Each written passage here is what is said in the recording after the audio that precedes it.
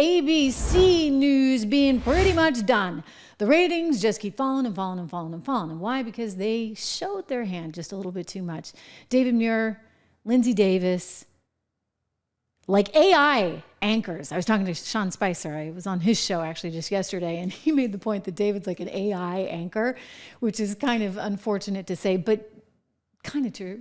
I mean, like not a hair out of place, right? David really, he looks good. He looks the part. He's got somebody talking to him in his ear, and he makes sure he checks only Donald Trump, right? We're not going to check Kamala Harris. That's the deal. Well, this is causing kind of an uproar. Let me get to the ratings first because it's bad. I mean, it's like really, really bad. They're down like 12%. I mean, it's pretty extraordinary. I mean, the ratings are tanking. They are down 12% from where they were going into the debate because you know what? People are like, see ya. You know, I didn't really think or know that you were that biased, and now I know, and now the curtain's been pulled back, and I don't really want to see anymore. Thank you very much. On top of that, his little co-host there, Lindsay, she was exposed for being, well, a sorority sister of Kamala Harris. Let's take a look at this. Lindsay Davis, Robin Roberts is right. It's a sorority thing. I don't understand it all. So you have to explain it to everybody. Sure. You're a sorority sister of Kamala Harris. Right. Well, pearls are a symbol of Alpha Kappa Alpha Sorority Incorporated, which she pledged while she was at Howard University. And the strand of pearls is symbolic of the unity and the sisterhood. OK, but on this day, there's actually a Facebook page of women who say wear pearls on January 20th, 2021. And hundreds of thousands of women are apparently wearing pearls in support of her. Oh, how lovely. Oh, so glad that she could explain all of that to us, right? Ladies and gentlemen, Lindsay Davis being exposed is a little maybe too tight with Kamala Harris. Of course, it doesn't help that the head of ABC, it works for Disney, was the one who actually arranged for Kamala and Dougie to have a date in the first place. So, they wouldn't be married today if it weren't for somebody who works at ABC News. What do you know? Owned by Disney, of course. Let's take a look at what Bill Ackman is saying about the company. He's been all over this. I got to point this out because Ackman has been absolutely rabid. And knowing him, as I've known him for a lot of years, you know what? This is a guy he's like a dog with a bone. And he gets onto something, whether it be shorting Herbalife or going after ABC News, and he's like onto something. I mean, don't forget, this is the guy that effectively took out Claudine Gay at Harvard University because he didn't appreciate how Jewish students were being treated on campus there at Harvard, his alma mater. He was very instrumental in helping to force out the MIT woman and then UPenn, et cetera. So he's now got a new cause, and that is to see this through on ABC News. So this is not who you want to be up against. Word of the wise for David, okay? All the pretty hair in the world is not going to matter with Bill Ackman.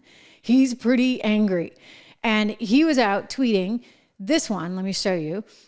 This is the letter that's from the whistleblower, alleged whistleblower, saying, hey, I've worked at ABC for a while. This is a letter that's dated from a day before the actual debate. And this person is pretty upset because they feel that the journalistic integrity of ABC News has been severely compromised. And so they go on and on about all of their complaints. If you look at page 2, they actually say something that's quite concerning. There's this allegation that the Harris campaign was provided with sample questions. And while they were not the exact questions, they did cover similar topics to what they eventually got to. So this, again, happened the day before the debate. And this person said, look, I promise, under oath here, I'm making these allegations. This is an affidavit. Well, ABC is responding to that, and they're denying all this, saying that, you know what, Kamala Harris did not know the debate questions in advance. They're denying this entirely. They say these are extraordinary allegations about this so-called collusion between the Harris camp and what allegedly happened at ABC News. Look, it's happened before, okay? Dawn in Brazil come to mind, right? CNN come to mind. I mean, I don't think it's that out of the ordinary, but they're saying absolutely not. And apparently David Muir is scuffing it off, no big deal. Well, let me tell you, David, the viewers are voting with their feet and their clickers, down 12%. That's pretty bad. I mean, nobody watches ABC News to begin. Do you know anybody that watches network news, honestly? I mean, I say this as someone who actually worked in network news and used to think it was a big deal when she got her minute 20, on the evening news, and they gave you 10 seconds to talk live. And gosh, help you, if you went 11 seconds or 12 seconds, it was off with your head because everything was so precisely timed out, which is why when Spicer said, I think of David Muir as like an AI anchor, I get it, right? Because everything is so programmed. No programming here. Reminder, subscribe, share, like, all that good stuff, because this is au natural, including, just a jumpsuit today. For those of you that are listening on Apple Podcasts or on Spotify, thank you for that. Remember to rate us, give us 5 stars, make a nice comment. Much appreciated. And for those that are live here on YouTube, I thank you for that. We are live here. Also on Rumble, by the way, but I see all these comments in real time here on YouTube. So thank you for joining us. And yes, you see the pink tracksuit today. So, again, there's no prompter. There's no whiz bang. This is just you and me. And I think we're actually able to have a far more authentic conversation than anything I was ever able to do with the likes of CBS or ABC, which I used to go on as an economic commentator now and then for, or NBC, which I also worked for. Everything is timed out.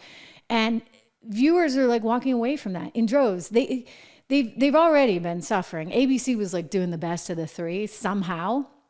David, maybe because he ran so many roller coaster stories, was able to like actually keep some of the audience, but that had started to dwindle. If you look, by the way, at the bias of the actual coverage, and the Media Research Center did this analysis, 100% of the coverage of Kamala Harris was positive. Wow. Okay? Since she announced her candidacy for the presidency of the United States of America, while 93% of the coverage of Donald Trump was negative. But a lot of people, maybe they didn't really know that until the whole thing was blown wide open there just a short time ago when we saw the debate in real time and we got to see that bias up front and center. They tried to do a good job hiding it. He had kind of a soft, fancy voice and spoke with such authority and seemed so calm in his demeanor. But it was all directed against Trump. And just in fairness, as a journalist, okay, you may have your personal feelings. I actually don't think he has that many feelings. I don't think he's that politically inclined. I don't think he actually thinks about things like policy, certainly not economic policy. So he just was doing the boss's bidding, right? Just doing what the boss wants. And the boss wants to take down Donald Trump. I mean, everybody wants to take down Donald Trump, for goodness sakes. Again, ABC saying, no, this isn't true, couldn't possibly happen, but we know better. I want to quickly give a shout out for our friends over at American Heart for Gold. We're going to talk about interest rates today, because if you saw, the Federal Reserve came through with a 50 basis point cut. Imagine that, 50 basis points. That is much more than people had anticipating. Although I was looking at some of the betting sites like Polymarket, for example, and that had started to even out where more and more people were thinking, hey, maybe 50 is a possibility. Maybe Elizabeth Warren gave them cover because she's like, I won 75. Greedy lady. Anyway, the problem with all of this money printing is that it is inflationary in nature.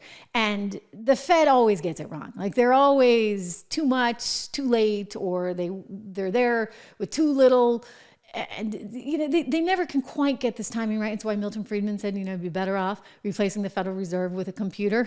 Well, I just want you to be covered, right? So one of the best ways to diversify for inflation, for that inflation risk, is by investing in something like gold. And I have a special deal for all of you right now with American Heart for Gold. You can get up to $15,000 actually in free silver for qualifying offers by texting my name to this number, 65532. So get out your cell phone, just text. I mean, you might as well find out about it, right? 65532. Text Trish, Trish, or you can call them. Call them at 1-844-495-1115, 844-495-1115. And of course, the website, which you will never forget, TrishLovesGold.com. I mean, I can't forget that, right? TrishLovesGold.com. I love a lot of things, including gold.